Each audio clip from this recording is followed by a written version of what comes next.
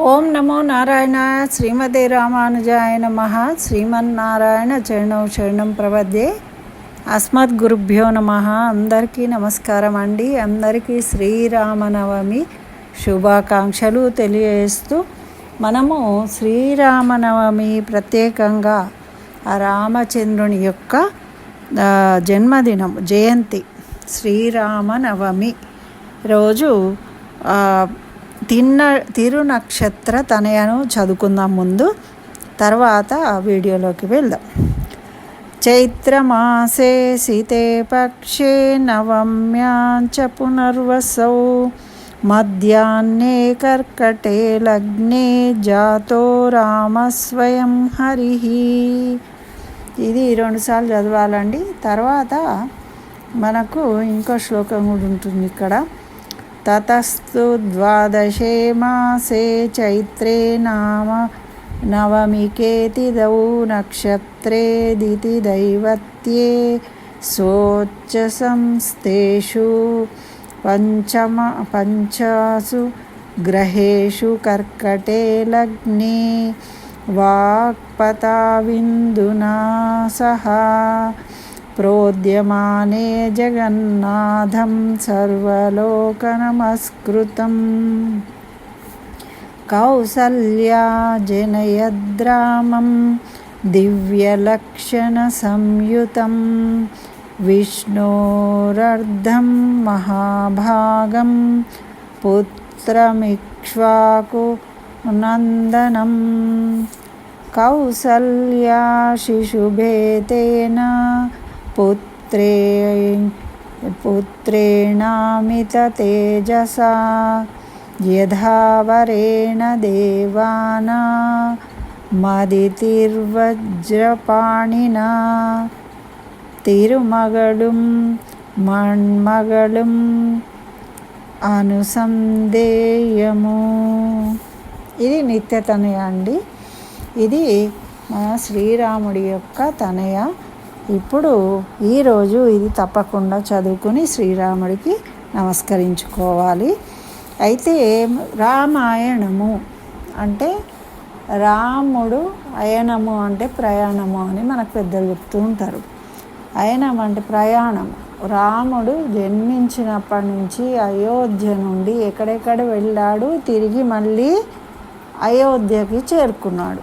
అంటే జీవులు ఆ పరమాత్మ నుండి సృష్టింపబడి భూలోకం చేరి ఈ జీవితాన్ని గడిపి తర్వాత మళ్ళీ ఆ పరమాత్మకు చెందిన వాళ్ళమని గుర్తించి ఆ పరమాత్మనే చేరవాలి. ఇది మనకు ఏదైనా తెలిపే దాని యొక్క అంతరార్థం.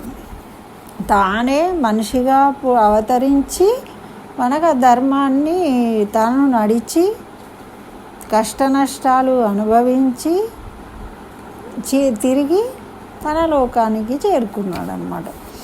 అయితే ఈ ప్రయాణంలో మనకు డైరీ రాస్తాము. ఏ రోజు ఎక్కడికి వెళ్ళాము, ఏం చేసాము, ముఖ్యమైన పుట్టినరోజు, పెళ్లి రోజు ఘట్టాలు ఉంటాయి కదా. ఆ విధంగా మనం మామూలుగా కథను చదువుతూ ఉంటాం. కానీ ఇది కాల విభాగము. కాలం అనేది చాలా ముఖ్యమైనది. అయితే రాముడు ఎప్పుడు జన్మించాడు, ఎప్పుడు వనవాసానికి వెళ్ళాడు, అవన్నీ కూడా మనం ఈరోజు ఈ వీడియోలో చక్కగా వివరంగా తెలుసుకుందాము. అయితే రామచంద్రుడు రామావతారము ఎప్పుడు జరిగింది అంటే మనకు వీరు ఎవరంటే శ్రీ వెంకటేశ్వర వైభవంలో కీర్తిశేషులు పండిత వేదాంతం జగన్నాథాచార్యుల వారు. అంటే మనకు తిరుమల తిరుపతి దేవస్థానం వాళ్ళు ప్రచురించిందనమాట. ఇందులో ఎన్నో శృతి స్మృతి అన్నీ కూడా వారు పరిశీలించి దీంట్లో లిఖించినట్టు తెలిసింది. కాబట్టి దీంట్లో ఇచ్చిన వాటిని నేను మీతో పంచుకుంటున్నాను. అయితే మనకు దుష్ట సంహారం చేయడం కోసం ఆ భగవంతుడు అవతరిస్తూ ఉంటాడు. యదా యదా హి ధర్మస్య గ్లానిర్భవతి భావత అని చెప్పాడు కదా భగవద్గీతలో పరమాత్ముడు. ఆ విధంగా శ్రీ మహావిష్ణువు శ్రీరామచంద్రుడిగా ఈ భూమి మీద అంటే మానవుడిగా అవతరించాడు ఒకసారి. అయితే అవతరించినప్పుడు ఎప్పుడు అవతరించాడు అంటే ఈ వైవస్వత మన్వంతరంలో 28వ మహాయుగంలో త్రేతాయుగంలో శ్రీరాముడు అవతరించాడు. అయితే ఇది మనకు పురాణాలు తెలియజేస్తూ ఉన్నాయి, మహర్షులు తెలియజేస్తున్నారు. అయితే అన్నీ కూడా మాసము, పక్షము, తిథి, నక్షత్రము, లగ్నము, సమయము అన్నీ కూడా ఉచ్చ స్థితిలో ఉన్నప్పుడు మధ్యాహ్నం పూట అవతరించాడని మనం తనయ కూడా చదువుకున్నాం ఇప్పుడు. అయితే శుక్లపక్షంలో నవమి తిథి యందు చైత్రమాసంలో ఏ మాసం అంటే సంవత్సరము విలంబీనామ సంవత్సరము చైత్రశుద్ధ నవమి శుభదినమున మధ్యాహ్నం పూట అవతరించాడు శ్రీరామచంద్రుడు. అయితే 8 సంవత్సరాలకు అంటే పరాభవనామ సంవత్సరము, ఇదే పరాభవనామ సంవత్సరం ఇప్పుడు మనకు. అంటే ఈ సంవత్సరానికి 8 ఏళ్ల బాలుడు. అప్పుడు ఈ చైత్రమాసంలోనే అంటే ఏళ్ళు కరెక్ట్గా చూసుకుని వాళ్ళు ఉపనయన సంస్కారం జరిపించారు శ్రీరామచంద్రుడికి. మరి 12వ సంవత్సరము అనేసరికి సంవత్సరం అంటే సౌమ్యనామ సంవత్సరంలో పాల్గొన మాసంలో సీతాదేవితో వివాహం జరిగింది. 12వ సంవత్సరంలో శ్రీరాముడికి 12వ సంవత్సరంలో సౌమ్యనామ సంవత్సరంలో పాల్గొన మాసంలో సీతారాములకు కళ్యాణం జరిగింది అన్నమాట. అయితే వీళ్ళు రాముడికి 24వ సంవత్సరం వచ్చే వరకు కూడా అయోధ్య నగరంలో సీతామహాదేవితోని సుఖవాసం చేశాడు శ్రీరామచంద్రుడు అని మనకు తెలియజేస్తున్నారు. అంటే ఎప్పటి వరకు అంటే దుందిబి సంవత్సరం వరకు. అయితే ఇక్కడ ఏం జరిగింది అంటే 24వ సంవత్సరం ఎప్పుడైతే వచ్చిందో అప్పుడు దశరథ మహారాజు పట్టాభిషేకం చేయాలి అని అనుకున్నాడు. సప్తమి రోజు, చైత్ర శుద్ధ సప్తమి రోజు చేయాలనుకున్నాడట. అనుకొని పంచమి రోజు అందరితోని మంతనాలు జరిపి దాన్ని చేద్దాము అనుకున్నాడు. కానీ అది అలా జరగక ఆ తెల్లవారి పంచమి దినము రాత్రి కైకేయి మాట వల్ల తండ్రి పితృవాక్య పరిపాలన కోసము సరయూ తీరవాసం అప్పుడే వనవాసానికి వెళ్ళడం జరిగింది. అదే రోజు దుందిబి నామ సంవత్సరంలో చైత్ర శుక్ల పంచమి రోజు అన్నమాట. అయితే అక్కడికి వెళ్ళినాక షష్ఠి రోజు తెల్లవారి గంగా తీరవాసం చేశాడు. అక్కడే గుహుడు గంగా తీరాన్ని దాటిస్తాడు కదా, స్నేహితుడుగా భావిస్తాడు శ్రీరామచంద్రుడు. అయోధ్య మొత్తం రాజ్యానికి మహారాజు. అటువంటి వాడు ఒక పడవ నడిపేవాడు. అంటే ఆయన కూడా అక్కడ రాజ్యానికి రాజు అనమాట. ఆ గుహుడితోని సమావేశం జరుగుతుంది కొంతకాలం. అక్కడ కొంత సమయము రాముడు ఉంటాడు. ఆ పడవను తోని ఆయన ఆ నదిని దాటించడం జరిగింది. అయితే ఈ చైత్ర శుక్ల సప్తమి రోజు శ్రీరాముడు జటాధారణ చేసిండు. అంటే ఆ పాలు అవి ఉంటే జిల్లేడు పాలతోని జుట్టంతా జడలు కట్టించుకుంటారు. అంటే వనవాసం కదా చేసేది. మరి వనవాసంలో దూకోడాలు జడలు ఇవన్నీ ఉండవు కదా, జటాజూటధారి అయిందనమాట అప్పుడు. అట్లా అక్కడ మరి అష్టమి రోజు భారద్వాజ ఆశ్రమానికి భారద్వాజ ముని ఆశ్రమానికి చేరుకున్నారు ఈ రాముడు, లక్ష్మణుడు, సీతాదేవితో సహా. అక్కడికి వెళ్ళిండ్రు. మరి అక్కడి నుంచి నవమి రోజు యమునా తీరానికి వెళ్ళిండ్రు. అక్కడి నుండి చిత్రకూటంలో ప్రవేశించిండ్రు దశమి రోజు. ఆ దశమి నుంచి అక్కడ కొంతకాలం ఉన్నారు. కొన్ని రోజుల పాటు ఆ చిత్రకూటంలోనే వీళ్ళు నివసించారన్నమాట. ఆ తర్వాత దండకారణ్యంలోకి ప్రవేశించిండ్రు. ఆ భారద్వాజ ముని చెప్పినట్టుగా వీరు అక్కడి ఆత్రేయాది మహర్షులందరూ ఎంతోమంది మహర్షులను కలిసిండ్రు కదా. ఆ మహర్షులందరి ఆశ్రమాలలో క్రమంగా ఒక్కొక్కళ్ళ దగ్గర కలుసుకుంటూ మాట్లాడుకుంటూ అలా అలా అలా అలా అలా వెళ్తూ వెళ్తూ వెళ్తూ 10 సంవత్సరాలు గడిపారట. చూడండి, అంటే అంత పెద్దది అడవి, అంతమంది మహర్షులను కలిశారు సీతారామ లక్ష్మణులు. అంటే 10 సంవత్సరాల వరకు ఆశ్రమాల సందర్శన, వాళ్ళు చెప్పే బోధనలు వింటూ హాయిగా ఆనందంగా గడిపారు, ఏ బాధ లేకుండా అని మనం తెలుసుకోవాలి. తర్వాత పంచవటికి చేరుకున్నారు. ఆ పంచవటిలో 14వ సంవత్సరం వరకు ఉన్నారు. అంటే అక్కడ 3 సంవత్సరాల కాలం పంచవటిలో చక్కగా ఆనందంగా వాళ్ళు జీవితాన్ని గడిపారు. వనములో అయినా అయోధ్య కన్నా మిన్నగా వాళ్ళు భావించారన్నమాట. అలా వాళ్ళు కాలం గడిపిండ్రు. అప్పుడు 14వ సంవత్సరంలో, అది యువనామ సంవత్సరం అన్నమాట. ఇప్పుడు యువనామ సంవత్సరంలో చైత్రమాసంలో అక్కడ పంచవటి నుండి సీతాపహరణం అనేది జరిగింది. అయితే చైత్రమాసంలో సీతాపహరణం జరిగితే వైశాఖ మాసంలో సుగ్రీవుడితోని సమావేశమయ్యాడు శ్రీరాముడు. ఆషాఢ మాసంలో వాలిని వధించాడు. మార్గశీర్ష మాసంలో సీతను అన్వేషించడం ప్రారంభించాడు.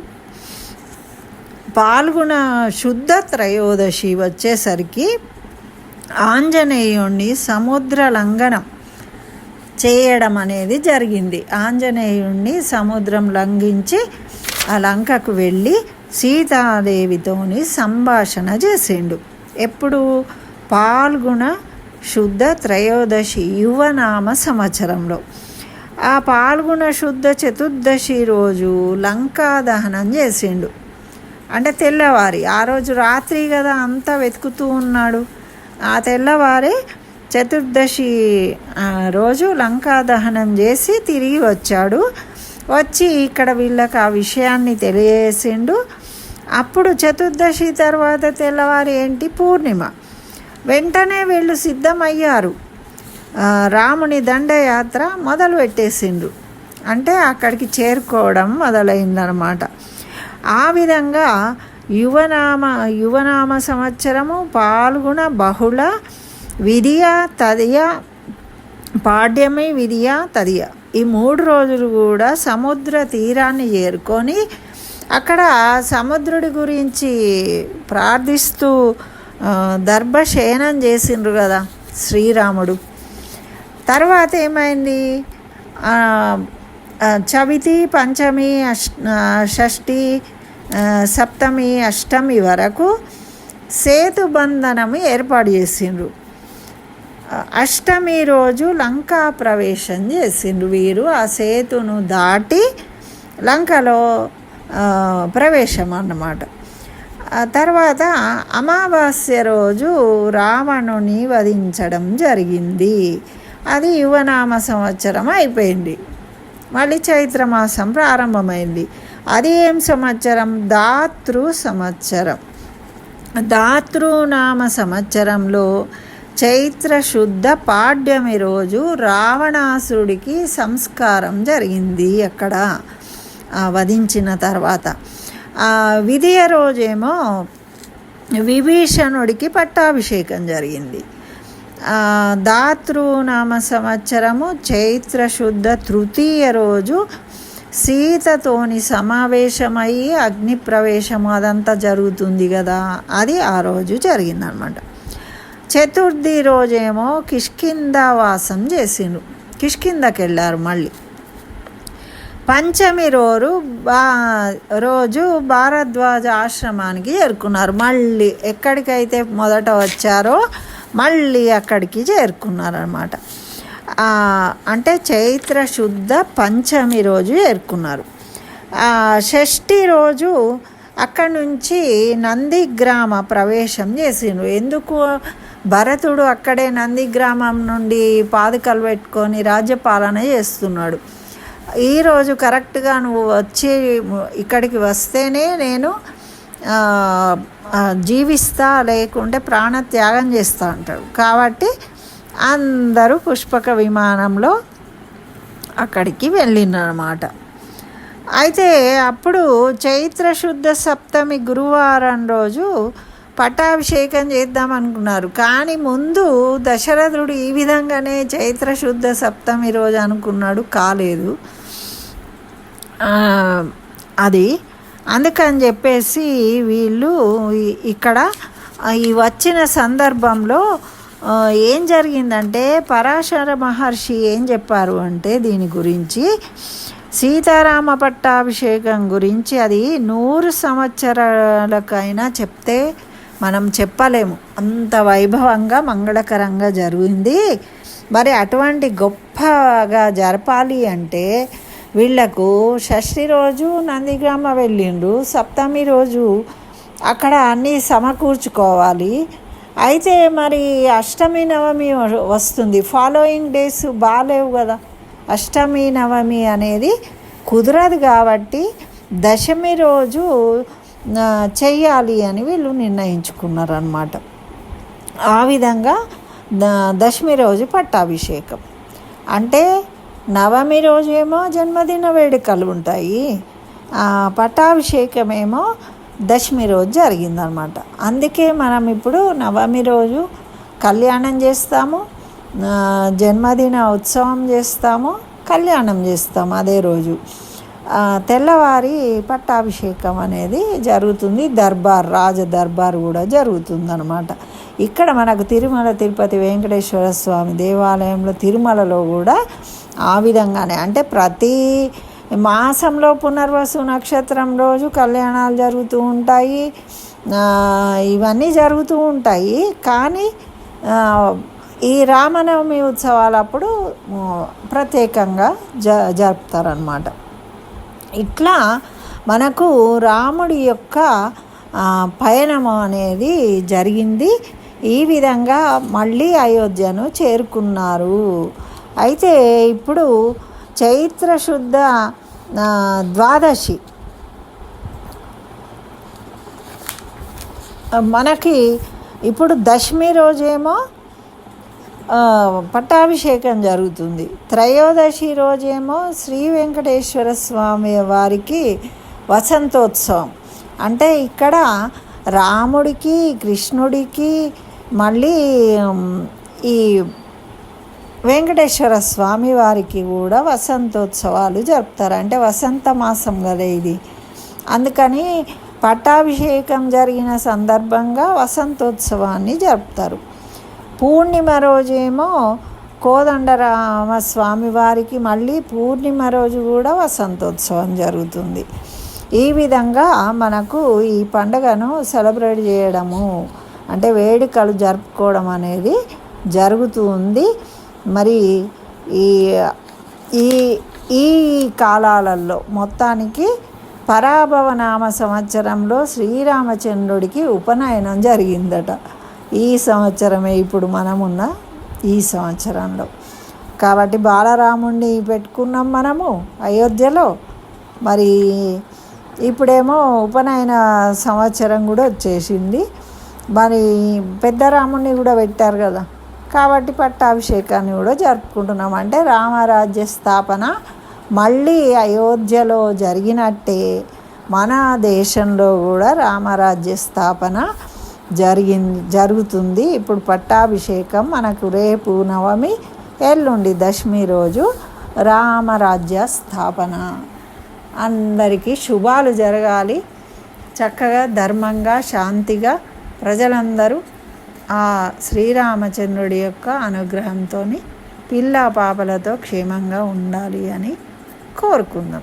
మళ్ళొకసారి అందరికీ శ్రీరామనవమి శుభాకాంక్షలు తెలియజేస్తూ స్వస్తి. సర్వం శ్రీకృష్ణ చరణారవిందార్పణమస్తు.